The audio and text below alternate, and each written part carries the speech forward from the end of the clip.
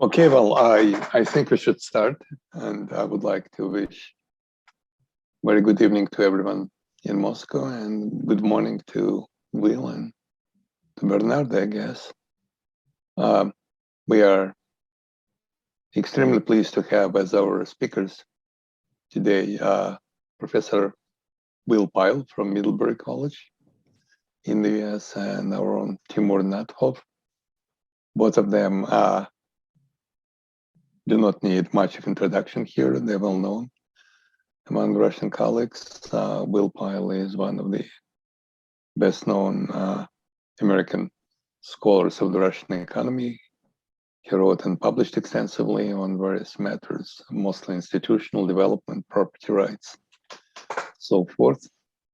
Timur Natkhov is an economics professor at HSE. He is an institutional development economist, but over the last several years, his main passion has been economic history. And Timur and Will are jointly working the paper Soviet Industrial Geography and the Effects of Market Liberalization in Russia. So, gentlemen, the floor is yours. So thank you very much, Leonid, for that introduction. This is a paper that actually goes back to a conversation that Timur and I had on the sidelines of an economic history conference 3 years ago now in State College, Pennsylvania. We were talking about both what we were working on, but we also got to talking about some of the really interesting research that David Otter and his colleagues were doing on the China shock. So even though this is a paper about Russia, I'm going to start off talking a bit about China by way of motivation. China's accession to the World Trade Organization in 2001 helped lift tens of millions of Chinese out of poverty and benefited consumers worldwide. But the effects of China's integration into the world economy weren't positive everywhere. For places with industries that competed directly against Chinese exporters, the cost of China's entry into the WTO have often been significant and persistent. In many parts of the Midwest and South in the United States, in regions that had been producing things like electronic goods and toys and furniture, manufacturers were just going about their business, producing what they produce, and then suddenly a country with hundreds of millions of low-wage workers joins the world economy to compete against them. As I mentioned, David Otter and his co-authors have led the way in showing that labor market adjustments in those affected US regions were remarkably slow, basically taking our profession by surprise. Wages and labor force participation rates remained depressed, and unemployment rates remained elevated for at least a decade, if not more, in those regions. Health outcomes have also been worse. A recent paper by another team of co-authors showed that drug-related deaths increased more in US regions whose pre-existing industrial structures made them particularly vulnerable to the China trade shock. And Otter and his co-authors have showed that there have also been political consequences.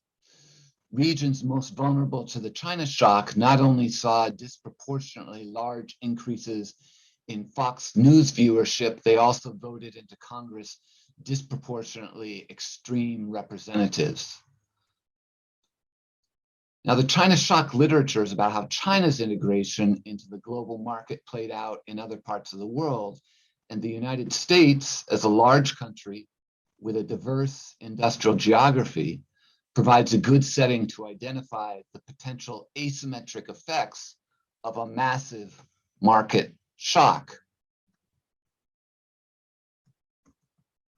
Sorry about that, I went all the way to the end. Of a massive market shock. Russia and what it experienced in the early 1990s is not dissimilar.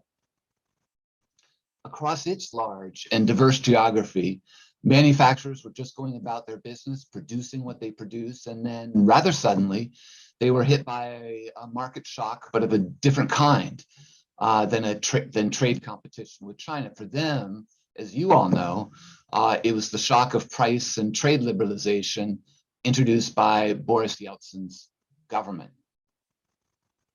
A little over 30 years ago, Russia's regions had economic profiles shaped by decades of investment decisions made by communist planners. Because of those decisions, Russia's firms and thus its regional economies differed in their vulnerability to sudden liberalization of markets. Some firms and regions would be relatively competitive initially, some would be relatively uncompetitive.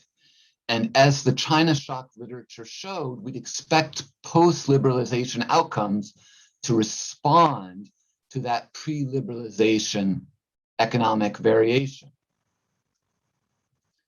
The outcome that Timur and I focus on is the change in voting support for Boris Yeltsin at both the Raion and federal subject levels between 1991 and 1996, a period that bridges the market liberalization shock of January 1992. We hypothesize that there will be bigger declines in support for Yeltsin in those regions which, because of their Soviet structural inheritance, were most vulnerable to the market liberalization. The intervening variable that we presume is social welfare. We'll share suggestive evidence that mortality rates spiked most in those most market vulnerable regions. We're thus proposing a causal chain from Soviet economic inheritance through welfare effects to shifts in support for Boris Yeltsin, the architect of market liberalization.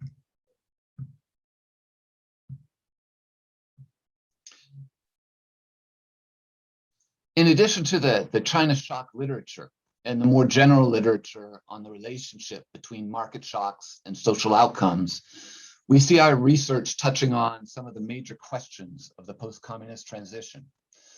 A once vibrant but now rather dormant debate concerned the relative importance of initial conditions and economic policies to the growth paths and overall trajectories of post-communist societies in the 1990s.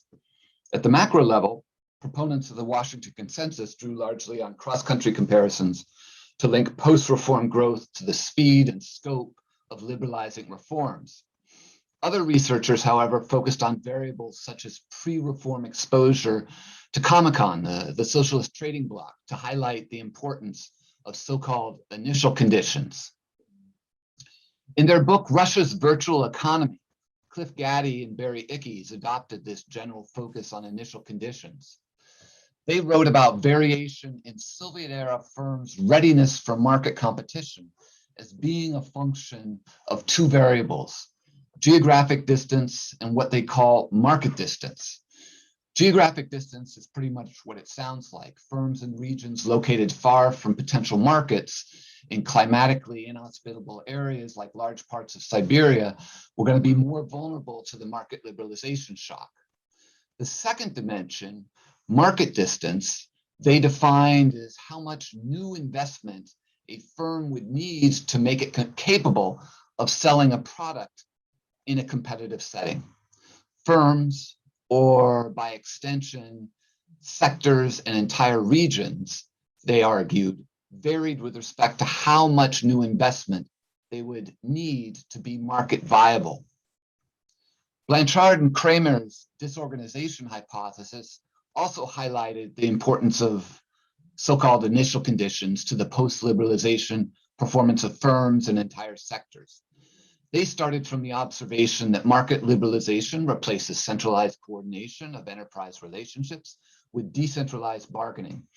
In conditions of incomplete information and costly contract enforcement, the sectors that inherit a more complex web of customer and supplier relations face higher transactions costs and thus should experience greater collapses in output. A theme that's very appropriate for a seminar in institutional economics. Generally, Blanchard and Kramer hypothesized firms and sectors further up the supply chain are at less of a disadvantage than those whose production involves more processing and combining material inputs from a range of suppliers.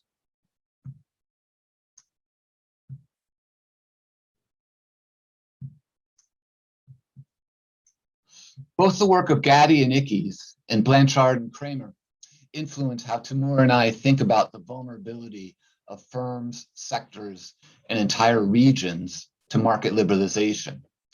To test the hypothesis that regional social outcomes after market liberalization are a function of regional vulnerability to that liberalization, we need a way to measure something like what Gaddy and Ickes referred to as market distance at the regional level. It's not hard to find writing on the Soviet economy highlighting the inefficiency of Soviet-era manufacturing. Gaddy and Ickes' model Russia's virtual economy portrays the entire manufacturing sector as value subtracting and only capable of operating because it's being subsidized from value-adding sectors elsewhere, including the natural resources and energy sector. Within manufacturing, the subsector that's often singled out by experts as being particularly inefficient is machine building. Gorbachev's Prime Minister, Nikolai Ryzhkov, to drive home a point about the low quality of Soviet machines and equipment, he wrote that exported machines went, quote, almost exclusively to Comecon countries. Yegor Gaidar, referencing the challenge that the Soviet economy faced in the 1980s as global energy prices declined, wrote that, quote, the greatest obstacle to increased export of Soviet machinery for hard currency was its low technical quality. Only 12% of domestic machinery was competitive, and that was only with the additional work done abroad before it was offered for sale. 62% of the products sent to foreign markets were obsolete. In the first half of 1988, there were more than 194,000 returns from abroad on exported machinery. Given these sorts of perspectives, we feel it's not unreasonable to hypothesize that regions specializing in manufacturing generally and industrial machinery and equipment specifically would have been particularly vulnerable to the market liberalization shock. There are more systematic, maybe less ad hoc ways to operationalize regional vulnerability to market liberalization, but at least as a start, we're going to stick with our review of experts and the presumption that those regions most dependent upon manufacturing generally and industrial machinery and equipment specifically were going to be the ones most vulnerable to market liberalization. And from there, we hypothesize that those regions will experience the largest declines in support for Boris Yeltsin. In addition to the literature on initial conditions as critical to the trajectories of post-communist societies, we see our research fitting into a large and growing literature on post-communist beliefs and attitudes. One prominent strand of literature here emphasizes the lingering effects of communist-era socialization. Another, to which Leonid and his co-authors have made an important recent contribution, shines a light on the learning experience of living through the turmoil of the early post-communist transition years. By focusing on a dramatic change in the regional pattern of electoral support for Yeltsin at the same critical historical juncture, the early 1990s, we see our work as complementary to this second strand of work on post-communist beliefs and attitudes. To track variation across time and voting support for Yeltsin, we draw on two panel data sets that span the periods before and after his government liberalized prices in 1992. One covers federal subjects, the other covers over 1,600 rayons. The Yeltsin vote in 1991, when he received 58% of the total vote for president of the Russian Republic, functions as a baseline for us, capturing something like the region's ideological disposition before market liberalization. In the brief campaign for the presidency of the Russian Republic, Yeltsin drew huge crowds, and his platform highlighted his desires to make Russia independent of the Soviet Union and to end the role of the Communist Party in public life. Economics and potential economic reforms, at least in terms of the public campaign, weren't really on the ballot. On January 2nd, 1992, just after the Soviet Union's dissolution and Russia gained its independence, Yeltsin's government liberalized international trade as well as nearly all consumer and producer prices. That, quote, shock therapy reform program had only taken shape in the minds of Yeltsin's advisors in the fall of 1991, that is after the prior presidential election, which took place in the summer of 1991. Throughout 1992, as the economy was tanking, Yeltsin butted heads, as we all remember, with the parliament over the scope and pace of reform. To win a popular mandate for himself and his government's liberalization agenda, a 4-question referendum was put to voters in April of 1993. The first question asked whether you have confidence in the president of the Russian Federation, Boris Yeltsin. Of those that voted, 60% said they did. Our panel of voting in federal subjects includes that marker of support for Yeltsin. Then both panels, the federal subjects and the one for Rayons, include the first round of the 1996 presidential election, in which Yeltsin received a 36% plurality of the votes. We use the first round as opposed to the second, since the first is believed to have been administered more fairly, and since the 1991 election itself was also the first of a potential 2-round election. Here we see the maps of the change in Boris Yeltsin's voting share between 1991 and 1996, with both this one for federal subjects and this one for Rayons, highlighting swings in the regional pattern of his support. 20 years ago, when there was a lot of being written about politics under Yeltsin. So here are the maps that capture the change in the support for Yeltsin between 91 and 96. You're looking at the ones for the Rayons that we have in our data set. 20 years ago, when there was a lot of writing about politics under Yeltsin, the conventional wisdom was that Yeltsin's support through the 1990s was based in urban areas among the better educated and amounted to a stable pro-reform voting bloc. Scott Gelbach, in a neat little note that he published in Post-Soviet Geography, I believe, was one of the first to identify the big swing in interregional differences and swings in support for Yeltsin between the 91 and the 96 election. Now, for each regional unit, whether federal subject or Rayon, we can capture its industrial structure at the end of the Soviet era by aggregating up from the 1989 Census of Soviet Industry, which includes in Russia over 21,000 civilian enterprises categorized as industrial. Here's what the data looks like. For each firm, we know its name, location, sector, subsector, and employment in 1989. Here, for instance, are the 10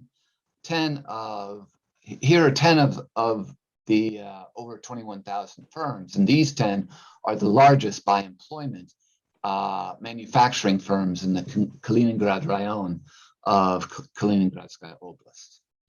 We aggregate up from these data to measure per capita regional employment in manufacturing and subsectors of manufacturing, including industrial machinery and equipment. Here we see that of the 13.7 million workers at firms captured by the census, 11.5 are in manufacturing, with the average size of a manufacturing firm being 660 some odd employees. You'll see that here in the industrial census, there's a small number of firms described as being in sectors that we traditionally consider as being outside of industry. We're not certain why, for one, we see services firms represented in the industrial census.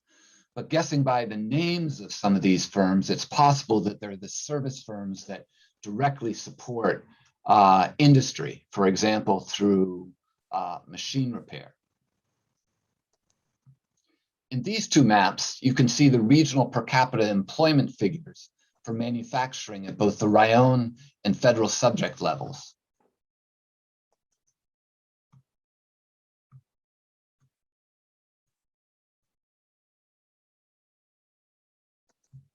This next slide is in some ways our most important slide.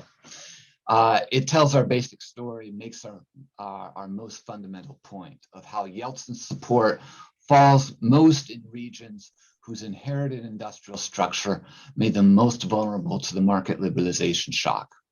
On the horizontal axis of the scatter plot is per capita employment in manufacturing at the federal subject level. On the vertical axis is the percentage of voters in the federal subject that supported Yeltsin. Blue dots come from the election in 1991, the orange dots from the 1996 election. As you can see, a strong positive relationship, pre-liberalization, is transformed into a strong negative relationship after liberalization. For regions that are the least manufacturing intensive, the predicted values of support for Yeltsin remain relatively stable across the two elections. But for regions that are the most manufacturing intensive, the decreases in predicted support for Yeltsin are appreciable across the 1991 to 1996 divide. Differences of 15, 20, 25 percentage points in the results for Yeltsin. Within manufacturing, we can measure regional employment per capita across 20 subsectors. In the top row, you can see that industrial machinery and equipment is the biggest employer with 1.8 million workers, followed by food products, stone, clay, and glass, and transportation equipment.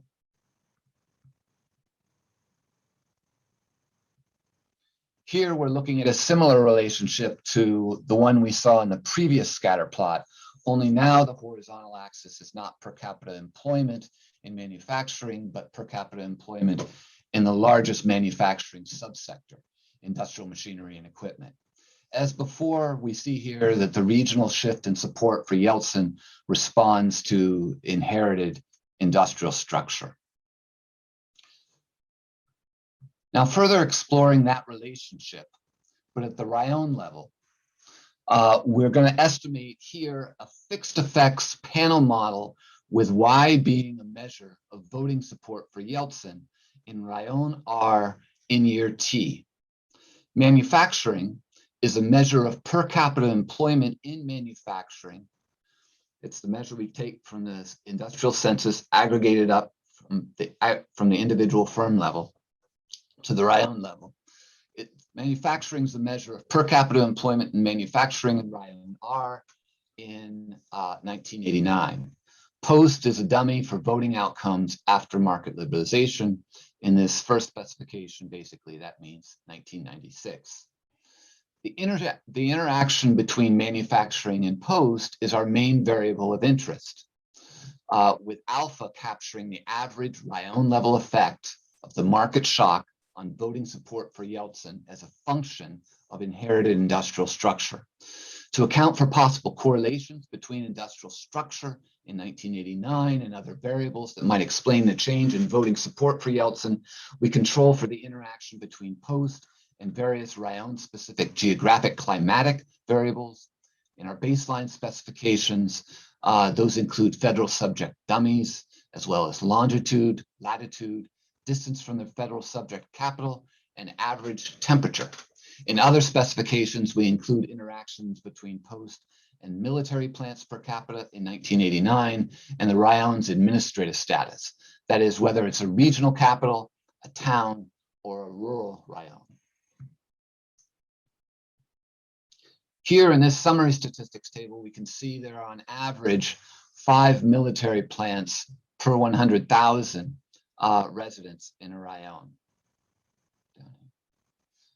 4% of the rayons are regional capitals, and almost 20% of them have the administrative status of a town.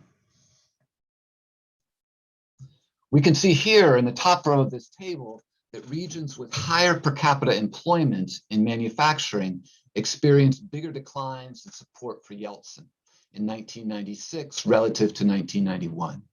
We also see that the Yeltsin vote in those more manufacturing intensive regions departed for Zyuganov and Zhirinovsky. In other words, both the communists and Zhirinovsky did relatively better in those vulnerable manufacturing intensive rayons after market liberalization. In this next table, we see the coefficient of interest capturing the relationship between manufacturing per capita and the Yeltsin vote has decreased in magnitude when we include additional controls, but it remains negative and highly statistically significant. Moreover, we see here that the more military plants per capita in a rayon also explains the drop in support for Yeltsin in 1996.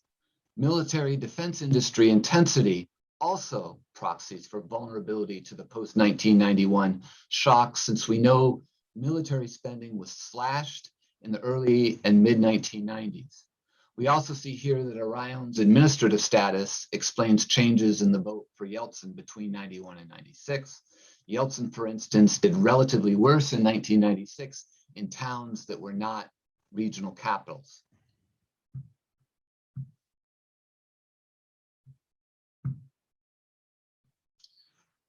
We next turn our attention to the 20 subsectors in manufacturing to investigate whether the decline in support for Yeltsin between 1991 and 1996 can be explained by employment intensity in the machinery and equipment subsector, which, as I reviewed earlier, experts had suggested was particularly uncompetitive, particularly ill-prepared for market liberalization. So we run 20 separate regressions, isolating in each a different subsector and controlling for total employment per capita in all the other manufacturing subsectors. Our coefficient of interest is the alpha on ManUF-SIC2 for subsector I. Here is a summary from that exercise with the point estimates and confidence intervals for the alphas of the 20 different subsectors, arranged by T-stats. As you can see, industrial machinery and equipment is second of the 20 in terms of statistical significance. Rayons in which employment in that subsector, that is, was particularly heavy, experienced disproportionately large drops in support for Yeltsin, even after controlling for manufacturing employment in all the other subsectors of manufacturing.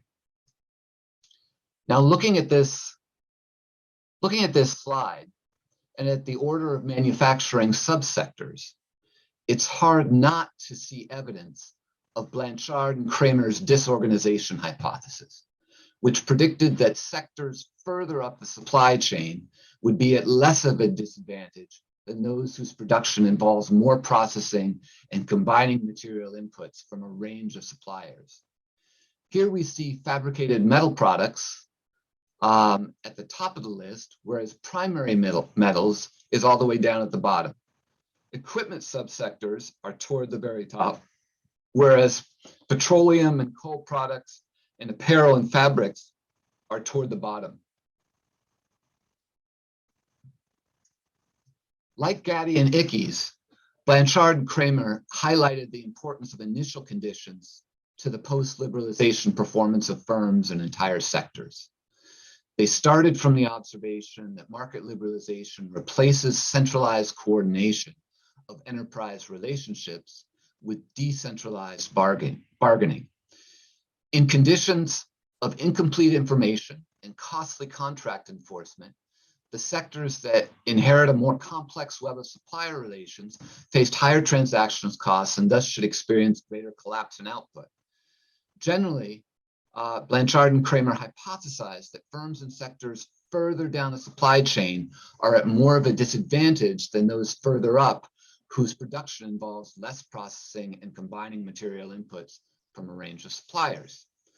They proposed the measure of complexity here as a predictor of the magnitude of post-liberalization sectoral collapse.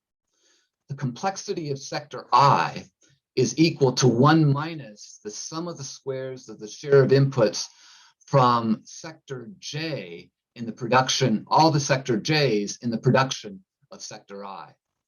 By construction, this complexity measure is equal to 0 for a sector if it relies on inputs from only one sector, and complexity tends to 1 if the sector uses inputs from many other sectors in equal proportion.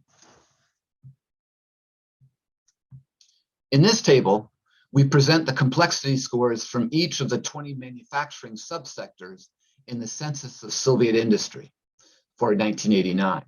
To calculate them, we drew on the input-output table drawn up by the Academy of Sciences for the Russian economy in 1989. Now, the subsector categories were a bit different than the 20 we have in the Census of Soviet Industry. And so to give you a sense of how we match those input-output table categories to the census categories, this table also includes in the right-hand side column those Soviet manufacturing categories used by the Academy of Sciences for their input-output table. We've arranged the subsectors in this table by employment. Industrial machinery and equipment at the top, you can see, has a 0.9 complexity score, the second highest complexity score, just behind stone, clay, and glass, and just ahead of transportation equipment. The finding for stone, clay, and glass mirrors actually what Blanchard and Kramer found using the 100 sector Soviet input-output table from 1990. That is, they found that construction ceramics and glass and porcelain were both among the 3 most complex subsectors out of 100, the 100 subsectors covered in that input-output table. We decided to test the complexity hypothesis by generating a rayon-level measure of manufacturing complexity by summing for each rayon the complexity-weighted employment totals across all 20 subsectors. Regional economies specializing in more complex manufacturing subsectors would thus have a higher complexity score. We added this new variable, a regional level measure of complexity in the manufacturing sector, to our baseline regression, and this next slide presents the results. Restricting our analysis only to those rayons that had some positive employment in the manufacturing sector, the ones whose economic structure was more complex experienced bigger drops in support for Yeltsin, even while controlling for employment per capita in manufacturing.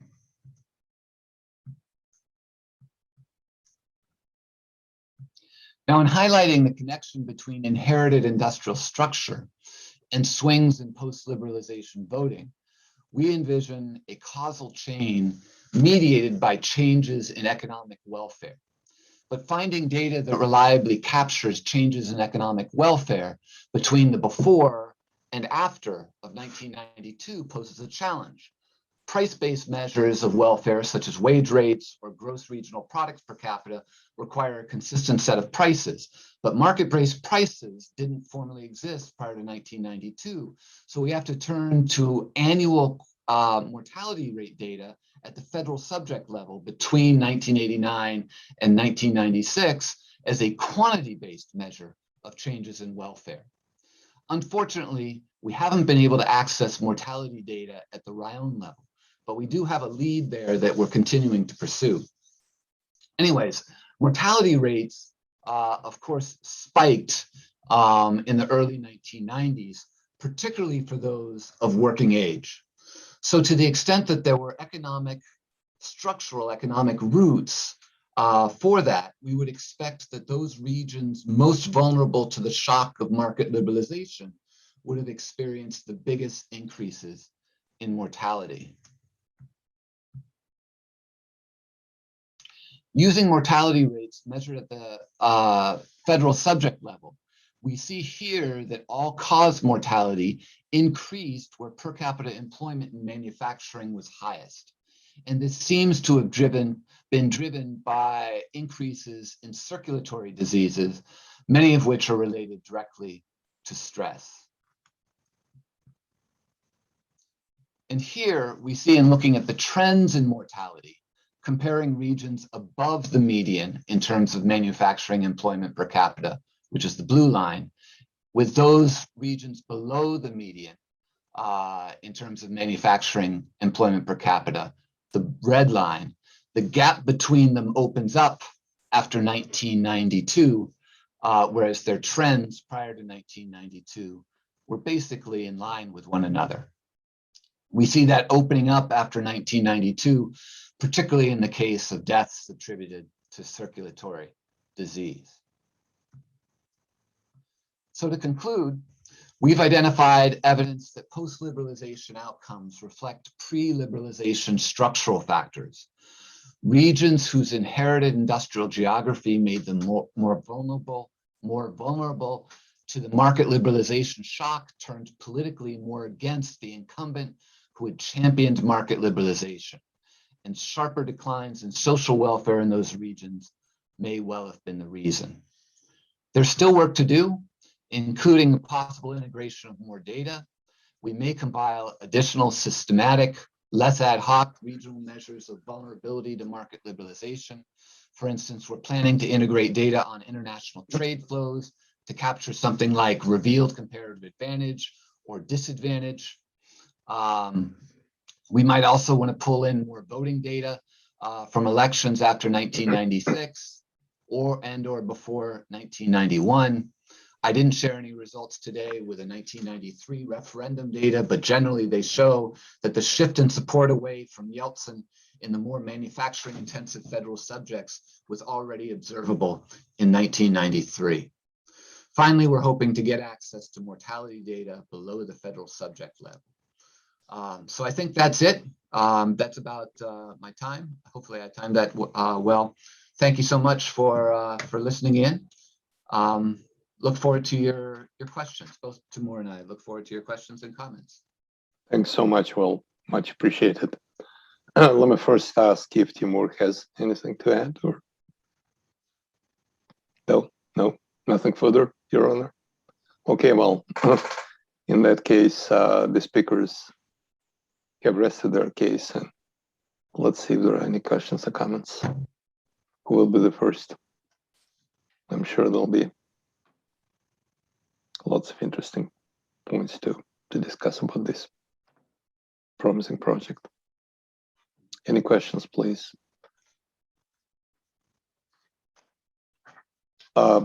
While we're waiting to get some questions, let me start. Two things. The first one is a question, the second one is observation, a comment, I guess. So starting with the question, Will, you said that you believe that the impact of the industrial structure and some other pre-existing conditions on voting behavior is mediated by welfare changes. Basically, if you live in an area which with unfavorable economic structure before the transition, then the decline of welfare, social services, and everything else will be more dramatic than elsewhere, and that will translate. So I might have missed something, but in the paper, do you try to prove this mechanism directly so that changes in voting behavior are indeed mediated by? Maybe it's a good idea to run some mediation test. I'm not sure. Some people don't believe in mediation tests, but you see, might be appropriate here if you know what I mean. The Sobel test or something of that sort. I've heard talk of them. I've never done that formal procedure. The closest that we come is to basically just swap in mortality rates as a dependent variable in our baseline regressions, and basically show that. No, I'm sorry. Please continue, Will. And show that the our primary variable of interest, manufacturing intensity, at the manufacturing employment intensity at the Ryan level, explains changes in mortality in the same way, or in line with our hypothesis, in the same way that it explains changes in voting behavior for Yeltsin. Okay, yeah, I see. It might be worth trying. As I said, some econometricians are skeptical about this test because the theoretical foundations are not really ironclad, but it's a popular tool. And basically what you do, first you regress your variable of interest on a proposed independent variable. In your case, it's industrial structure, and you show that the industrial structure is significant for the voting behavior.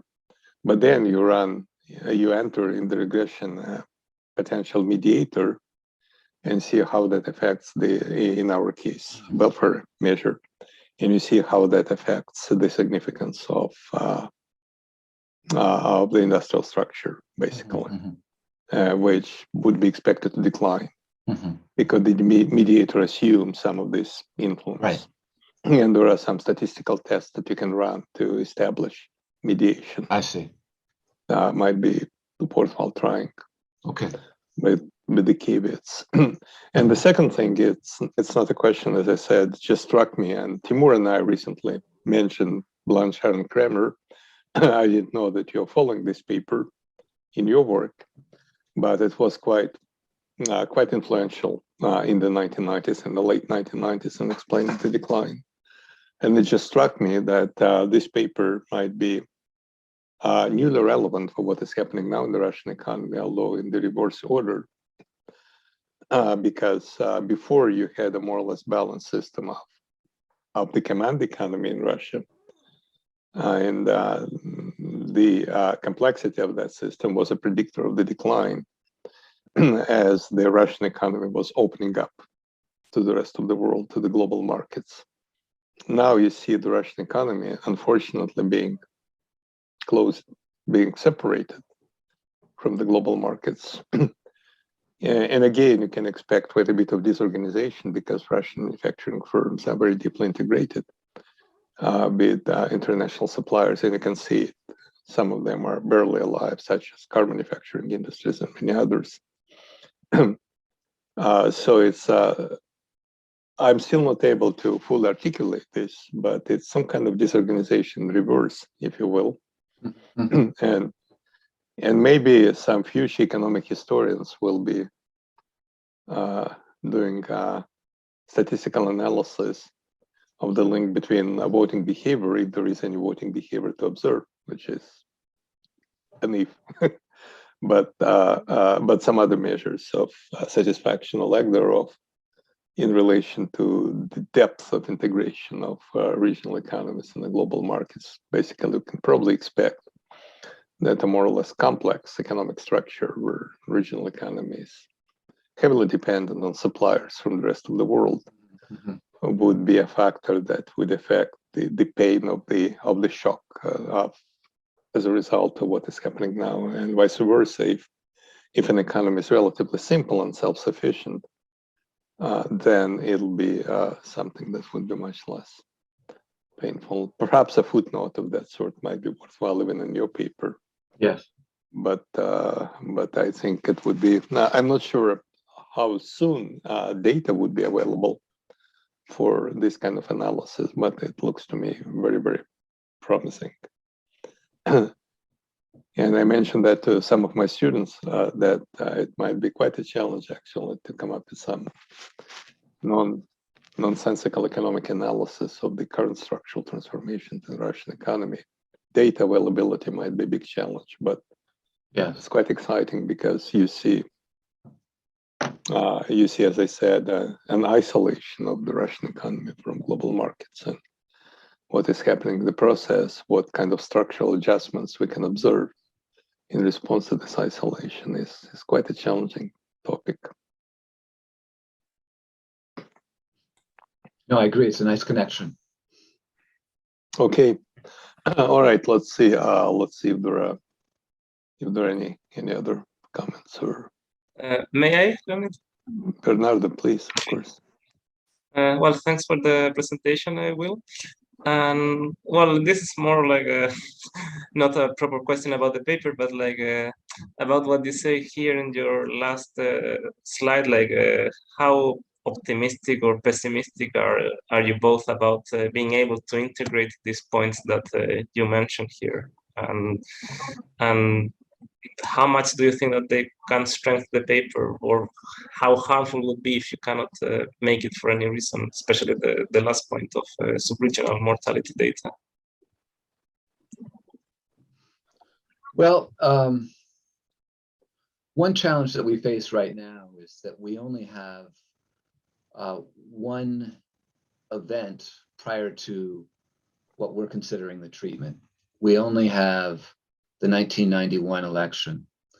And so it makes it difficult for us to address questions about pre-trends. And so we've collected, Timur has collected, data from the 1989 Congress of People's Deputies elections. One reason that what we're presenting now does not integrate that is because it's a congressional election, parliamentary election, and the 91 and 96 elections, and even the 93 referendum were all about the presidential candidate. So we see those as kind of apples to apples comparisons. But we have played around a little bit with the 1989 Congress of People's Deputies voting. And one thing that's interesting is that, and this is just at the regional level, we don't have it at the Rayon level, is that there is a very strong correlation between the number of candidates, and Timur, correct me if I'm wrong here, the number of candidates that run on independent, the number of independent candidates is larger in those regions in which the Yeltsin vote in 1991, still prior to market liberalization, was high. So the 1989 can predict the 1991 outcomes, but it can't predict the 1996 outcomes. So let me back that up. In 1989 can predict the 1991. We aren't quite sure how to integrate that data in at this point, in part because, like I said, it's a little bit of an apples and oranges because they're different types of elections. We're also thinking of extending the voting data forward potentially to see if there's persistence in presidential voting with the first Putin election in 2000. We have to talk about whether we're going to do that. But I think as you kind of focused in on, what we'd really love to have is this data at the Rayon level on mortality. There is a group, one of whose co-authors is down at the University of Massachusetts, who collected data from the federal subject level for 400, 500 regions in European Russia on mortality. And they promised to share it with us when they get their first paper published, but they are waiting for the publication process to play out. So fingers crossed that they'll get a paper published and we'll be able to run our tests on federal subject data.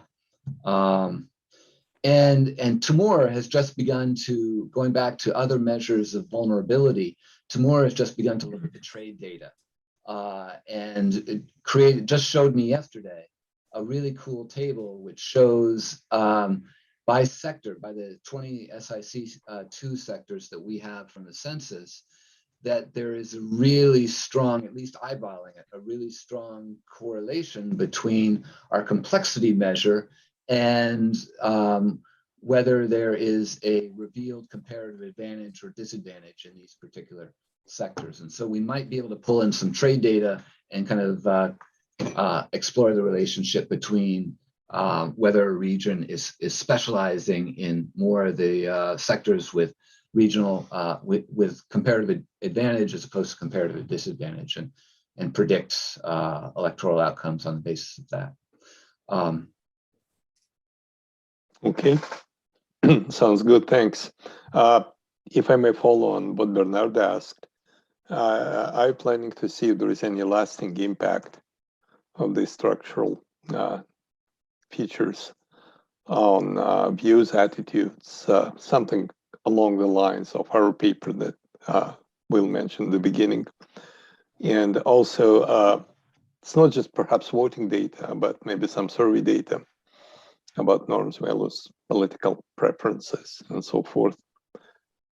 Growing up in the recession, that paper that Will and Timur know about might be a guidance in this case as well, so you can perhaps take some age variables and see if people who were exposed to these structural transformations in their formative years could be particularly susceptible to in shaping their attitudes for years, if not decades to come. Geo-rating data might be a good source for that matter because they are fine-grained. That's if you and they might still be available. World Weather Survey, perhaps not, because it's a couple of thousands of respondents per country, and that probably will not be sufficiently representative at the micro level. But geo-rating or RLMS or something of that sort might be useful, and you can see you can trace some persistent features of views and attitudes to what happened in the early 1990s. Something that I firmly believe in. And I wouldn't be surprised if you observe this kind of correlation even further down the road, not just the election that were immediately following the transformations. The nice thing about the World Values Survey, which I know you worked with in your article that I mentioned, is that it collects data from before and after the market shock, right? In 1990 and 1995, and as I recall, you compare kind of the very dramatic shift in Russian attitudes over that 5-year period to a much less dramatic shift in Poland. I think Poland was your comparison country. Yes. So